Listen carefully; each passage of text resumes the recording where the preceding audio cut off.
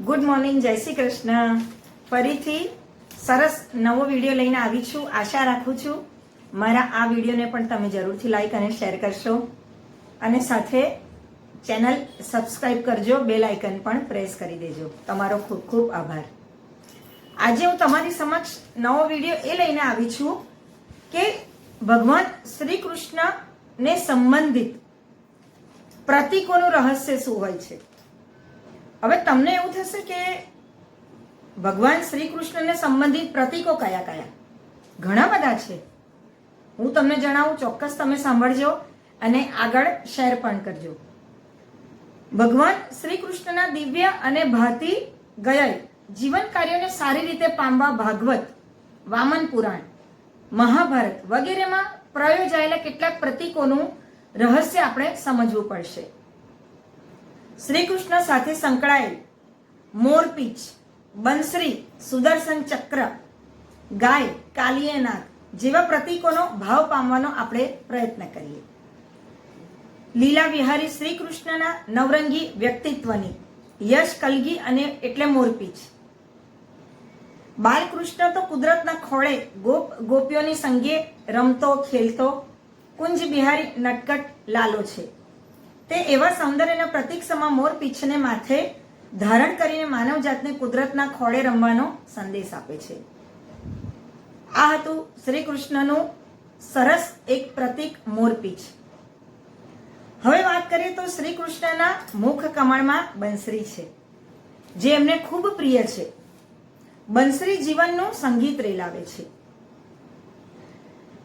કલહના સુરોથી ભરેલ માનવ જીવનને સંગીતમય બનાવવું એ જાણે શ્રી કૃષ્ણનું લક્ષ્ય છે.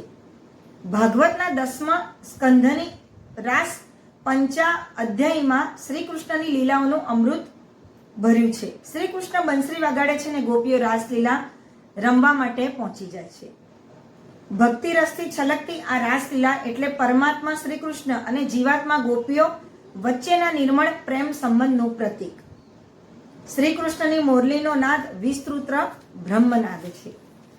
આપણે જુઓ, ગમે ત્યાં જતા હોઈશું અથવા આપણે શ્રી કૃષ્ણનું બંસરીનો નાદ સાંભળીશું તો આપણે એટલા મગ્ન થઈ જઈએ છીએ, આપણને એ નાદ એટલો પ્રિય લાગે છે, આપણને અનહદ શાંતિ મળે છે. કોલાહલ, વ્યસ્તતા ભરેલા આ જીવનમાં ખરેખર જો થોડી શાંતિની સુખદ પણો માણવી હોય મિત્રો, તો મોબાઈલમાં એકલા બેસીને શ્રી કૃષ્ણની વાંસળીનો નાદ જરૂરથી સાંભળજો. તમને ખરેખર અનુભૂતિ ખૂબ સરસ થશે. હવે વાત કરીએ તો શ્રી કૃષ્ણના મુખમાં બંસરી છે તો હાથમાં સુદર્શન ચક્ર છે, બરાબર ને? બંસરીથી એમણે રાસલીલા રચી તો સુદર્શન ચક્રથી અનિષ્ટ, અધર્મ અને આતંકવાદી રાક્ષસોની સંહાર લીલા કરી. વાંસળી અને સુદર્શન ચક્રનો સંયોગ કરાય તો યુદ્ધમાંથી શાંતિની દિશામાં પ્રસ્થાન કરી શકાય. એવો બંસીધર સુદર્શન ચક્રધારી શ્રી કૃષ્ણનો સંદેશ છે. ભગવાન વિષ્ણુએ શિવ પાસેથી આ સુદર્શન ચક્ર મેળવ્યું હતું. ગાય, હવે વાત કરીએ કે એમનું બીજું એક પ્રતીક છે ગાય, ગૌ માતા. ગોપાલ, ગિરધારી. ગાય એ માનવ સંસ્કૃતિની ધરોહર છે, માતા છે. શ્રી કૃષ્ણ બાળપણમાં ગોવાળિયા થયા અને ગાયોનું રક્ષણ કરી ગોવિંદ કે ગોપાલ બને. ગોકુળમાં ઇન્દ્રની પૂજા થતી હતી, પણ ગાયો અને પર્વતોની પૂજામાં માનનાર શ્રી કૃષ્ણ બાળપણમાં ઇન્દ્ર પૂજાનો વિરોધ કરાવ્યો ગોકુળવાસીઓ જોડે. એમને સમજાવ્યા કે આપણું પાલન ગાય માતાના દૂધથી અને ગોવર્ધન પર્વત થકી થાય છે, જે આપણને આહાર આપે છે, તો આપણે ઇન્દ્રની પૂજા કેમ કરવાની?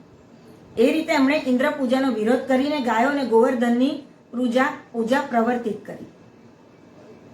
તો મિત્રો, આપણે આ પ્રતીકોની વાત કરી કે એમનું મોરપીંછ, બાંસરી, વાંસળી, સુદર્શન ચક્ર, ગાય માતા. હવે દોરડાથી બંધાયેલ કનૈયો દામોદર કહેવાય. મસ્તીખોર કાનુડાને એકવાર માતા યશોદાએ ઉદરે એટલે કમર પર દામ એટલે દોરડા વડે એમને બાંધ્યા, ખાંડણિયા સાથે બાંધી દે છે, કારણ કે કૃષ્ણ ભગવાન ખૂબ મસ્તી કરતા હોય છે. નાનકડો બાળ ગોપાળ યશોદાજીને કામ નથી કરવા દેતા, ખૂબ હેરાન કરે છે. તો પણ કનૈયો તે ખાંડડિયા સાથે દોડીને યમલા અર્જુન નામના 2 રાક્ષસો વચ્ચેથી પસાર થઈ જાય છે.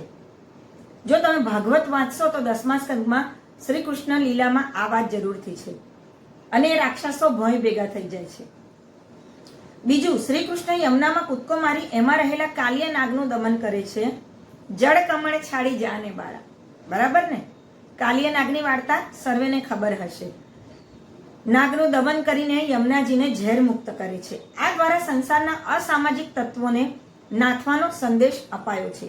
ભગવતની સુબોધીની ટીકા પ્રમાણે કાલિય નાગની સહસ્ત્ર ફેણાઓ એટલે કલીના પ્રભાવથી બહેકી ઉઠેલી ઇન્દ્રિયોની આપણી વૃત્તિઓ, બરાબર ને? કાલિય નાગ વિષયોથી ખરડાયેલ વ્યક્તિનું પ્રતીક છે. શ્રી કૃષ્ણ વિષયક અન્ય કેટલાક પ્રતીકોનું રહસ્ય જોઈએ. વિષ્ણુના અવતાર શ્રી કૃષ્ણ પરબ્રહ્મ છે. સર્વલોકને અભય આપનાર બ્રહ્મલોકને તે મુગટ રૂપે ધારણ કરે છે.